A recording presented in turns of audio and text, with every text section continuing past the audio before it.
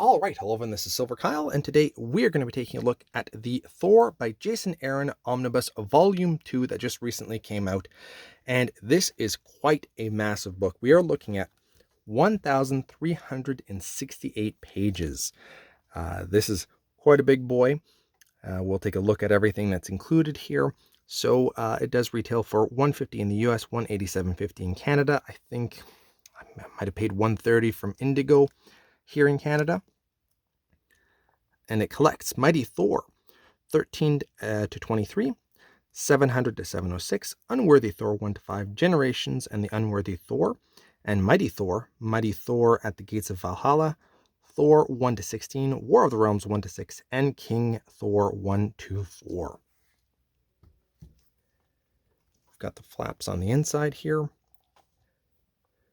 talking a little bit more about Volume 2, and then we've got the creators on in a crazy small font. Let's just take a look at that before.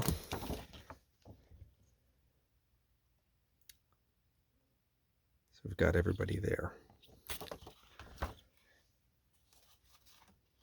All right, so before we dive into the book itself, let's just take a look at the actual art, because it's pretty nice. At one point I was thinking of collecting the Jason Thor single issues because it was interesting. And it had piqued my curiosity. And this had just finished up not too long ago, because I remember when King Thor was coming out, and I was thinking of potentially joining the Kate's one. I didn't end up going with it. I don't try to collect too many singles because I end up getting the omnibus anyway. So this is, like I said, thick boy, and they did a pretty good job with the binding of this. However, so we've got everyone that worked on this, and it is from iMac in Turkey. And we dive right into Mighty Thor number 13. This was also another series that I was really considering getting the oversized hardcovers, because at the time, Marvel really wasn't doing a lot of more recent omnibus. It seemed like they were going like much older stuff, or maybe 10 years ago, but never really recent. And then they started announcing in the last few years much more recent stuff, which is kind of nice on one hand, but I try to read things in chronological order. So even though I was tempted to get the oversized hardcovers, oops, there's some nice art here. And even though this is iMac, the paper quality does have glossy every once in a while. And then right here, we've got that dusty feel going back and forth.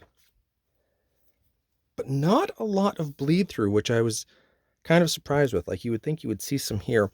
I can kind of maybe see it, but it's very hard to notice. So it's not really apparent like it normally is. Granted, that's what generally happens when we have something that is newer.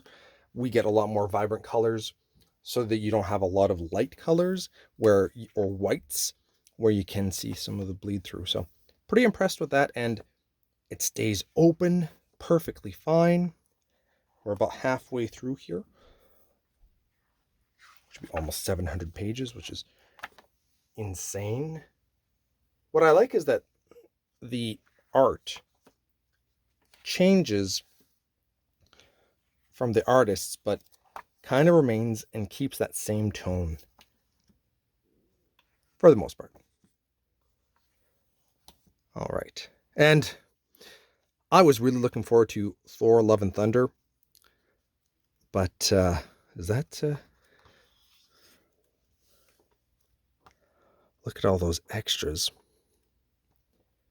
Oh yeah, I was really looking forward to Thor Love and Thunder, because I did like Ragnarok. I would say Ragnarok is the best Thor movie that we've had. Although I would argue that maybe the best version of Thor that we ever got was in Infinity War. But yeah, Love and Thunder was just, considering how good Ragnarok was, Thor Love and Thunder. The best part was Christian Bale as the villain by far. Although considering he's called the God Butcher, he should have butchered a lot more gods. They needed a more serious tone for certain aspects. But there you have it. That is Thor by Jason Aaron of Volume 2 Omnibus. Thank you all for watching. You have been bearded in Beardage.